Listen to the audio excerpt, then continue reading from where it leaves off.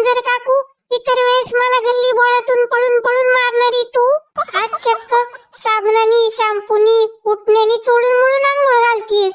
काळ उंदऱ्याशिवाय मला कधी हाक मारली नाही तू. आज तुझं एवढं प्रेम का तू चाललंय ग? अरे मूषक बाळा, आता गणपती बाप्पा येणार. आईच्या गावात चक्क उंदराला आंघोळ. तू बाप्पाचं वाहन आहेस ना.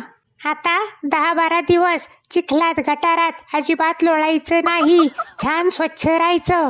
चोऱ्या माऱ्या करून खायचं नाही. बाप्पा पुढचा मोदकाचा लाडूचा प्रसादच खायचा. आणि आमच्याविषयी बाप्पानी विचारलं तर मांजर मावशी चांगली आहे म्हणूनच सांगायचं. अगं पण तू तर वाघाची मावशी आहेस ना. आता काही दिवस मी तुझी पण मावशी आहे. बया, गणपती बाप्पासाठी वशिला लावी ती. काय तर म्हणे मांजर मावशी. संसोद आल्यात तर कशी नाती होते आठवायला लागल्यात.